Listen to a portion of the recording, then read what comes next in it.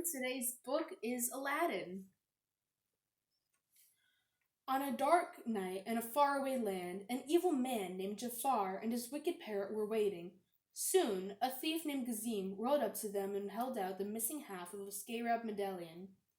When Jafar put the two halves together, thunder rumbled. In a flash of lightning, the medallion raced across the desert. Jafar and the thief followed the medallion to the Cave of Wonders.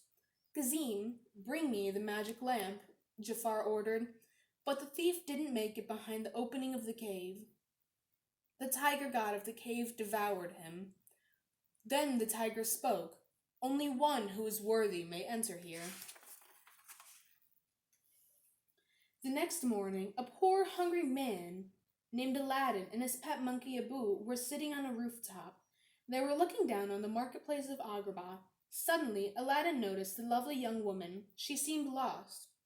She took an apple from a vendor's cart. When the angry vendor demanded payment, which the young woman didn't have, Aladdin and Abu rushed down to help her. "Thank you, kind sir," Aladdin said to the vendor. "Thank you for finding my sister." He quickly led the young woman away.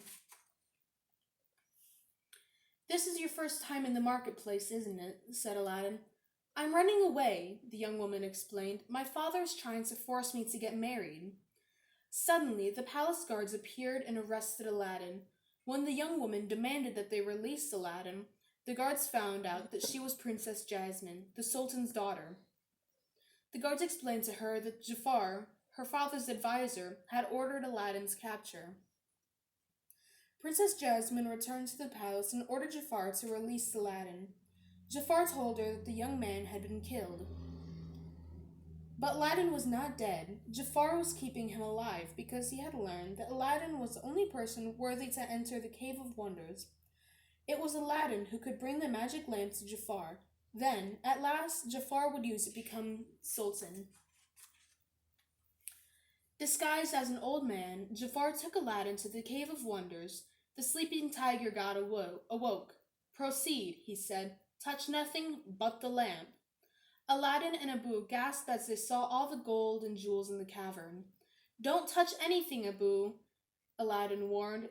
Then, just as Aladdin found the magic lamp and scooped it up, Abu touched a large, huge glittering jewel. With a loud rumble, the cave began to collapse.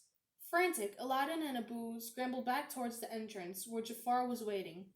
"Help me!" shouted Aladdin, but Jafar refused, and Aladdin and Abu tumbled back into the dark cavern. Aladdin feared they were trapped forever, but Abu still had the lamp.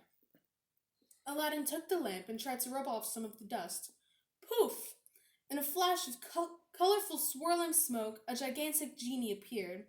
"Say, you don't look like my last master," he said to Aladdin, "but you still have 3 wishes, and no wishing for more wishes." Aladdin was stunned. 3 wishes! He intended to make good use of them, but first he tricked the genie into whisking them out of the cave on a magic carpet. Unsure of what to wish for first, Aladdin asked the genie what he would wish for. Surprised at the question, the genie replied, "I would wish for freedom." So Aladdin promised to use his 3rd wish to set the genie free. But his first wish was to be a prince, so that he could marry Princess Jasmine. At the same time, in the palace at Agrabah, Jafar had used the serpent staff to hypnotize the Sultan. The poor Sultan was about to agree that Jafar could marry Jasmine. Suddenly, they heard the sounds of a parade. The spell was broken, and the Sultan rushed to the balcony in time to see the arrival of a grand prince. It was Aladdin! The genie had granted the young man's first wish. Aladdin entered the throne room. "Your Majesty," he said, bowing to the Sultan, "I am Prince Ali Ababwa. I have come to seek your daughter's hand in marriage." The Sultan was thrilled. The law stated that Jasmine must marry a prince before her next birthday, which was only days away. But the princess did not want to marry Ali Ababwa. She was not in love with him. Prince Ali offered the princess a ride on his magic carpet, hoping to win her love. During the magical journey, Princess Jasmine realized that Prince Ali was the young man who had rescued her in the marketplace. That starry night, Aladdin and Princess Jasmine fell in love. But later that night, Jafar had Prince Ali captured and thrown into the sea. He was making sure that Prince Ali would not marry Jasmine and foil Jafar's own evil plans. Luckily, Aladdin had the magical lamp with him. He summoned the genie and asked him for a second wish, to save his life.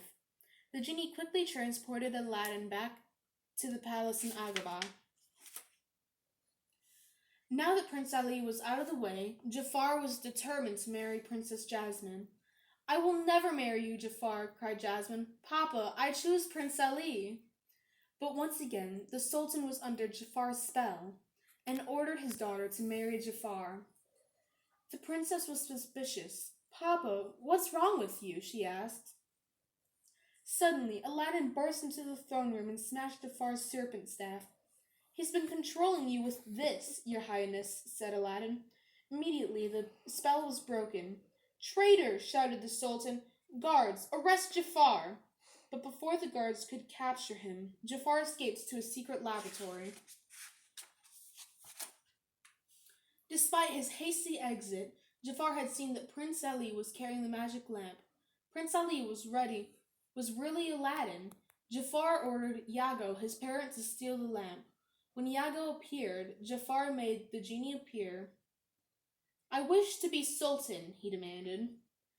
The moment had come for the Sultan to announce the wedding of Princess Jasmine and Prince Ali Baba. A cheering crowd had gathered in front of the palace. Suddenly Jafar appeared, in the Sultan's robes. The crowd gasped. Genie, what have you done? Aladdin shouted. Sorry, kid, said the genie sadly. I've got a new master now. When Jafar made his second wish, he wanted to be the most powerful sorcerer in the world. Jafar the sorcerer lost no time turning Prince Ali back into Aladdin. Jasmine couldn't believe her eyes. Jasmine, I'm sorry, cried Aladdin. I'm not a prince. I can't marry you. Finally, Jafar banished Aladdin to the ends of the earth. When Aladdin found himself a million miles from nowhere, he was glad that Abu and the magic carpet were still with him. Back to Agrabah, he shouted to the carpet, as fast as you can. Jafar was in the palace throne room, enjoying his newfound power, when Aladdin appeared. How many times do I have to destroy you, boy? He roared. You cowardly snake, Aladdin snapped. Cowardly snakes, shouted Jafar. With a loud hiss, he turned himself into a giant cobra. Without the genie, boy, you're nothing, said Jafar, laughing. Looking up at the power-hungry Jafar, Aladdin got an idea. The genie has more power than you'll ever have, he jeered. Yes, hissed Jafar. You're right. I'm ready to make my third wish. I wish to be a genie. The moment Jafar turned into a genie, Aladdin smiled. Jafar had forgotten that a genie must live in a lamp. He and Iago disappeared into their own magic lamp. The Sultan was overjoyed. That very day, he changed the law so that Jasmine could marry the man she'd choose. And she chooses Aladdin. And what did Aladdin do with his third wish? He kept his promise and wished for the genie's freedom.